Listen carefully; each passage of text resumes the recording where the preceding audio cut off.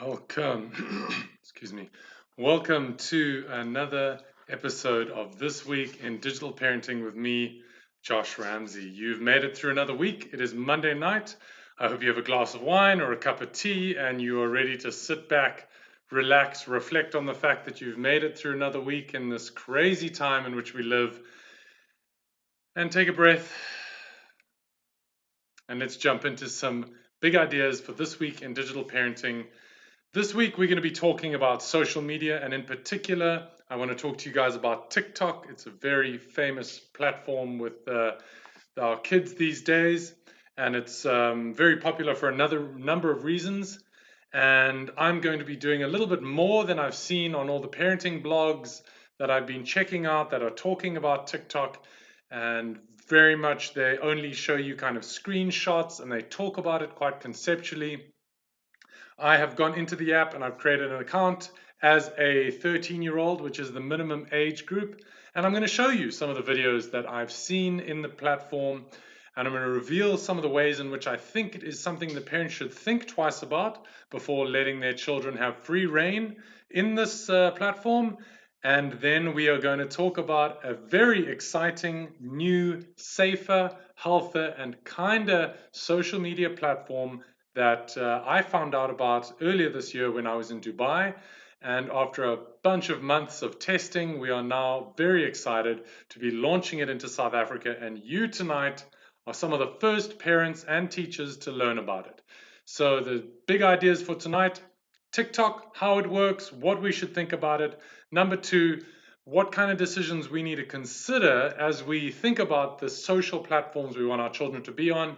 And number three, what is this safer, kinder, and healthier platform that is available to your children? So sit back, relax, and let's jump straight into it. Hopefully at the end of it, we'll have 5 minutes or 10 minutes to look at some of the questions that we've got this week, and I'm looking forward to getting into those as well. But without further ado, let's talk about TikTok. Now, TikTok, in their own mission statement, says that they are here, they exist for the sole reason of inspiring creativity and bringing joy. They also talk a lot about authenticity, helping people to express themselves authentically. And maybe there's a few points here that I want to pick up. At no point in their mission statement do they talk about children. They never mention that we are a place for children to express themselves authentically, express creativity, and bring joy. They just talk about users, they talk about their community, they talk about their customers. And as parents, we need to keep in mind that this platform is not built for children. It is placed at 13 years and above on the App Store. I'm not sure I agree with that, simply because of the reasons I'm going to go into when I show you some of the content that I found on the site. And again, I think it relates back to what are my family values? What are the values that I as a parent hold dear? And if I leave my child unsupervised in this environment, this digital environment, what are the values that they will take on by interacting in this community? So it's very important that parents remember that children pick up their values from the adults around them. They do development them through their friends, but very often that can be quite chaotic. It is really the adults in their lives that establish these values. And if you leave that up to a stranger that you don't know, which is what the internet is, your values of your child's values may become quite different to yours. And that will bring about conflict in your home, that will bring about emotional upheaval and distress, not only for you, but for your child as well. Moreover than that, when I do talk in schools about social media, about the fantasy factory of the online space, the big takeaway that the children bring back to me is thank you. Thank you for helping us realize that relationships are not what we see in movies, that sex and intimacy are not what I might see in pornography if they're of that age. But even down to the nuances in relationship that cartoon characters have compared to what it is like to be in real human relationships. So we're going to unpack some of the content that I found online. And basically what I did is that I signed up to TikTok. You don't even need an account to jump onto it and start viewing content. So already there, bit of a warning bell, because there's, who's to say what content you see. So I signed on as a 13-year-old, the minimum age. And within the first 5 videos, I was getting inappropriate language. So inappropriate language, I'd assume, is what you might not want your 13-year-old to be saying in your home. And then within the first 10 videos, I was already seeing videos that were quite sexual in their nature and inferring sexual intercourse or some form of sexual intimacy.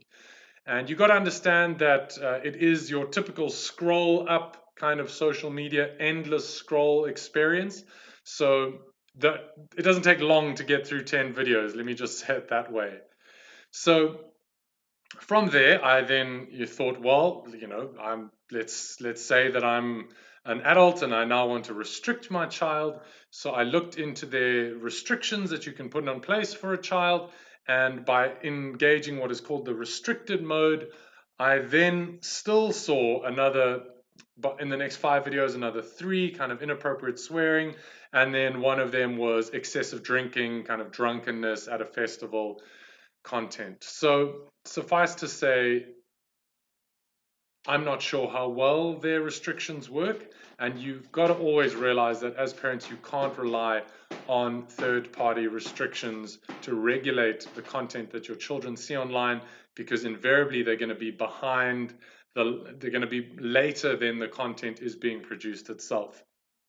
Okay, so before we talk about the solutions that I have in place for what you can do if you really want to use TikTok, if you feel like your child can do that, and as a parent you've decided that's okay for them.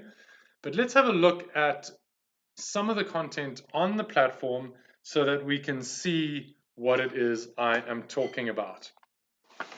So the first video is, let's get up our next scene here.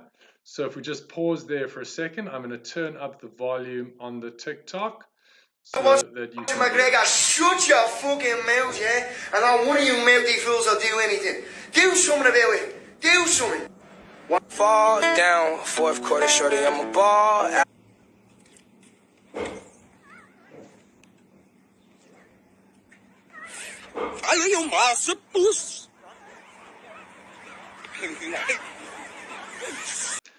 So as you can see here, if you have a look at the top of the video, it says restricted mode. So these are 2 videos that I had a look at after having changed some of the settings that I'm going to now show you how to change. And as you can see, not exactly content that I would want my children to have access to. And as I said, I specifically told this app that I was 13 years old. So something to think about as you as a parent decide whether or not TikTok is something that you want your children to be engaging with. Of course, I have to say there was a lot of great content out there that was very creative. But at the end of the day, if the reason that you want your child to be on a platform is for them to stay connected to their friends, that's a very different thing to using a heavily filtered, heavily special effects oriented platform to create videos and dance videos as well. Nothing wrong with that, but if the goal is social connection, especially now in this time of physical isolation, is this really the platform that is helping your children develop the ability to build relationships, to improve their ability to be social? Or, as is my opinion, is it teaching them more and more ways for them to create content that then creates a response? It's very much a kind of a content-based response of putting these content packets out into a very ambiguous community space, which then draws a response that they will then evaluate themselves on, depending on the amount of likes that they get. So if you are a parent that wants to use this platform, then there are 3 ways in which I would suggest you do this. Now, they all are to do with restrictions. So the one way is by And probably I would say the best way is by using a service that they call family pairing.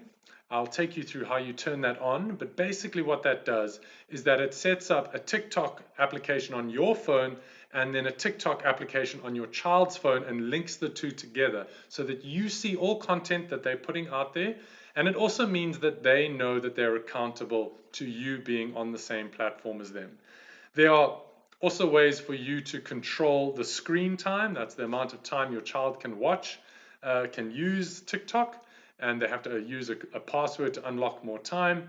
And you can also restrict their ability to be discovered by other users on the platform, as well as receive direct messages and comments from other community members. So why don't we jump into the next video where I can show you how that works. We're getting the tail end of the inappropriate content. So here you can see that we're jumping into the digital well-being setting on TikTok, and from there clicking on time management, and here engaging time management and setting a code so that you control how much screen time they can use. Small caveat here, the minimum amount of time is 40 minutes. So if you're wanting to limit the amount of screen time they can use to less than that, unfortunately I can't tell you how to do it. TikTok has created quite a comprehensive guide that we have got in our Be in Touch live page, where hopefully you're watching this. If you're not and you're on YouTube, head over to beintouch.org.za/live and you can find the download there. It'll be up for the next week. So if you want to take it a step further than that, you can also then... sorry, we're back into... Okay, so here we are in my Be in Touch profile, and if I click... So here we have a video going into... add a new... No, that's not the one. Here we go, digital well-being, and we're going into family pairing. So here you can see that if you select family pairing, you then wait for it to load, and you can select yourself as the parent. And then from there, it'll give you a QR code that you then need to scan with your child's phone, and that will pair them together. So that's a really great way to set up that kind of accountability where your child is more accountable for the content that they create. And then the final option is for you to set restrictions in terms of their ability to receive messages. And that is also done in the same folder there under digital well-being. The video I want to show you now is something that I'm a little bit more worried about. Basically, this is the front end of what your child will see when they create content. And in this video, I'm going to be taking you through how you can edit what your face looks like using the visual manipulation software that is built into this platform. So there's me, I'm talking about how I'm going to create this TikTok of myself. I bring up the beautify settings, that's what they're called. And as you can see, as I do that, there's a whole bunch of options available to me. I can smooth my face, so taking care of some of those wrinkles that might be arriving. I can't imagine as a youngster that you have any. But again, giving this idea that you need to present a version of yourself that is better than what you are. And so for me, that is in direct contradiction to this value that TikTok talks about of authenticity. So as we go on, there's some teeth whitening that you can do there. Again, not sure why kids would need that. Maybe toothbrushing was a challenge. This one is, for me, getting even more problematic. It's the nose width. So the width of your nose you can change. You can make it fatter, you can make it thinner, and obviously that'll set up some very distorted ideas of what can be expected. This last one here is the width of the chin. So this is a very narrow chin, and that's a very wide chin. And again, it's sending this message that your children need to show up differently to how they naturally are. Here we've got contours, lipstick, and even shadows. And if you have a look, if I just pause that, you know, what I look like here, if I move close enough to it, and then what you can see over there, and that's doing it live. So you can now hit record, and that is live manipulation of how your child looks and how they're going to be going out into the world. The number one problem with this, I think, is that it sets unrealistic expectations for your child as they grow older. They will expect that they are going to be encountering other boys and girls in the world that look like this, and maybe they start to be attached to that image and then can't find it out in the world, which causes massive anxiety or frustration. Okay, so it's a small example of how I don't think TikTok are really holding it down in terms of their value of authenticity that they say they are all about. And it's important to know that, like I've said in other videos, TikTok sets their own age restriction for the most part. It may have been rated by the App Store now that it's so popular, but a lot of apps out there are actually rated themselves because of the great number of apps that come online every single day. So again, you can't trust the numbers on the box. You have to, as a parent, jump into the platform, subscribe to it yourself, try and figure it out, and even better, get your child to be a part of that process. Explore it together. Ask them hard questions. Why would you want to change your face? What are you going to use this for? Who's going to contact you? What are you going to send back to them? Really getting our children to think critically, because as they get older, you're not going to be there to help them make these choices. So you need to get them thinking about what they're spending their time online doing. Okay, now where this takes us is to this very exciting platform that I want to talk to you about called GoBubble. And if I can skip to the right, there we go. So GoBubble is a platform that I discovered when I was in Dubai earlier this year, attending an e-safety summit on digital e-safety and safeguarding of children. And if you go to GoBubble, it's gobubble.school, and you scroll down, the first video that you'll see is from a friend of mine called Henry Pletten, and he is the founder of the GoBubble team. And he had another initiative called eCadets, which was a digital citizenship online learning platform, which was all about peer-to-peer learning, so helping children teach each other about digital citizenship. And this is now their flagship offering, their second foray after learning what they have in the last 7 or 8 years in this space. And they have now launched GoBubble, and it is absolutely fantastic. And I'm going to tell you a little bit more about it here. It is a safer, kinder, and healthier social media that children can use to interact more safely online. It creates a space where you, as a parent, can be less worried or less anxious about how your children are interacting online.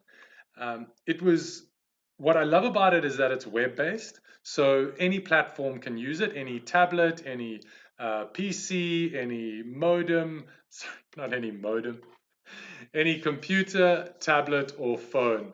And as you can see there, the quote from that parent saying on my left there, it brings digital citizenship alive. It's essential. And really, for me, I spend time in schools talking about digital citizenship. We deliver content to children via videos, and it can be a very conceptual thing that the children hold in their minds. And really, it's only through learning by doing that our children can understand what digital citizenship is. So that's why I love GoBubble. It's a great space for your kids to kind of engage with social media with training wheels, to learn, what is okay, what's not okay. So it's got an algorithm that is monitoring all the content that comes into the platform. And as I log in here, you'll be able to see some of the functionality. Now, straight off the bat, what I noticed about this platform is that there is no content that is directly available to me as a user. Whether I'm a teacher, a child, a parent, I come into the platform, and as you can see, I am seeing these groups. And this is already the way in which it is so much more similar to real social interaction.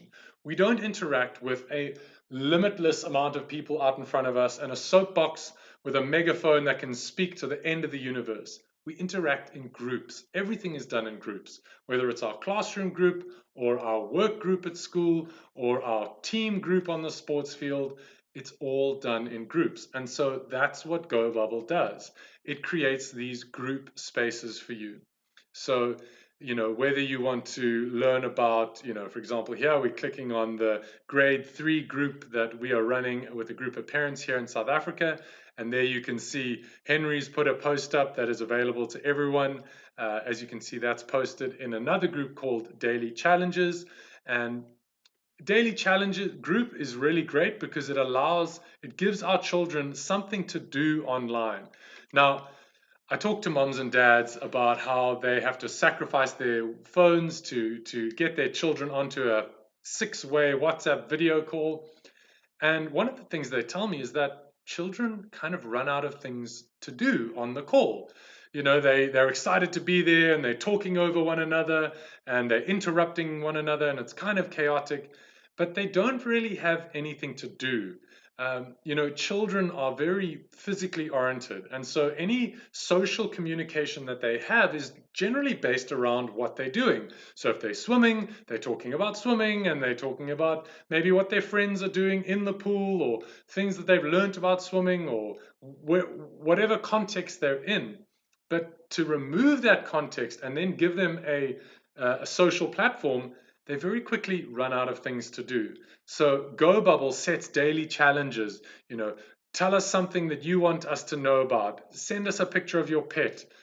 In the video on my left here, you can see they've got a partnership with some football player, and he's putting up some videos about playing football, and that can get the kids thinking about, well, maybe I want to create a video playing some football as well. Over here, let's see what today's challenge is.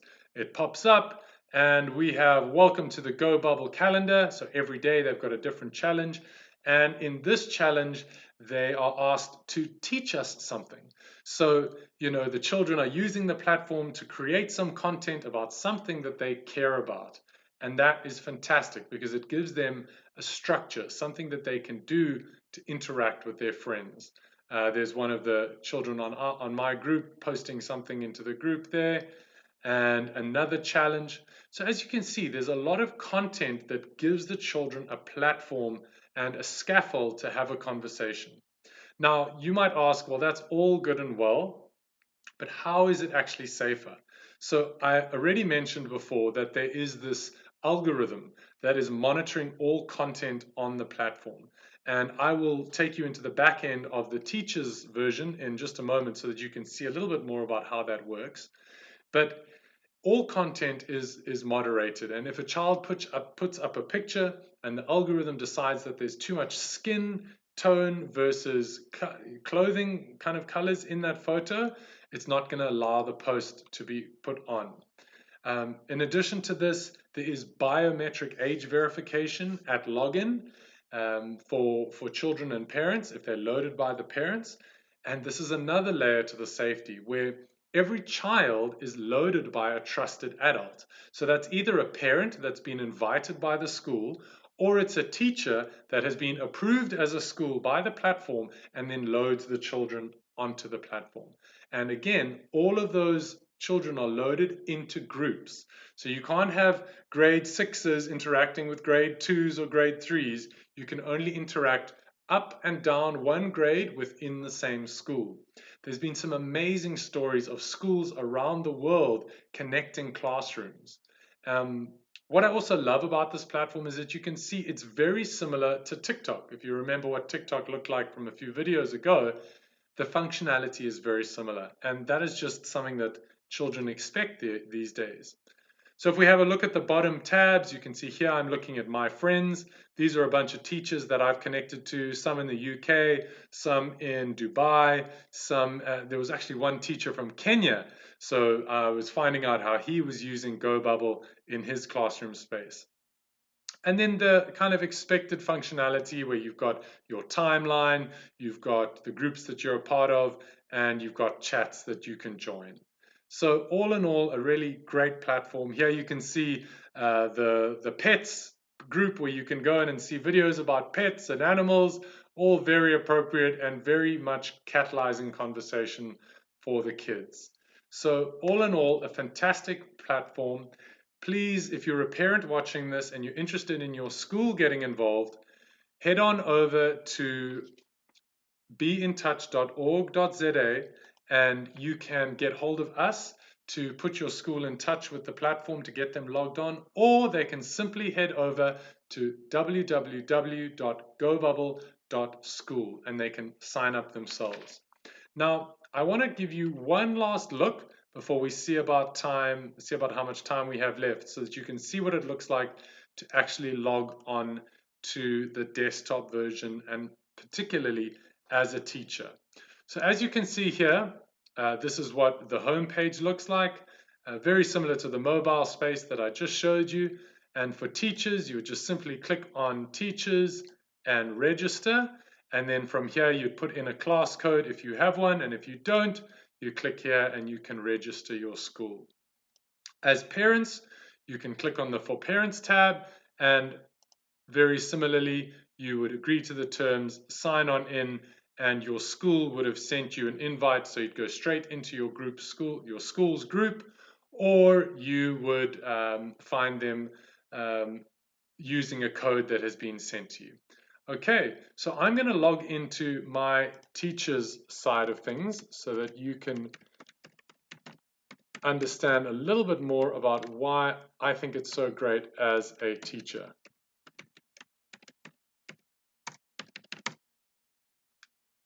So logging in here, immediately we go into that same platform where all the groups are available. I can go through into my groups of grade 3s and see what they've been up to here. And then on the left here, I've got options to look at, again, my groups that I'm a part of. I can check in on the friends that I've made from all around the world. These would be teachers. And I can check in on the conversations I'm having with them. There's a message from our Kenyan connection. So yeah, it's fantastic. And as a moderator, all of the interactions my students have had are here for me to double check, but I would have received a notification if there was something kind of quite severe, like maybe very poor language or something that references self-harm or depression or anything of that nature. So I hope that gives you just enough information for you to jump onto an email to your school and to tell them, listen, there's an exciting new platform that's been designed for under 13s.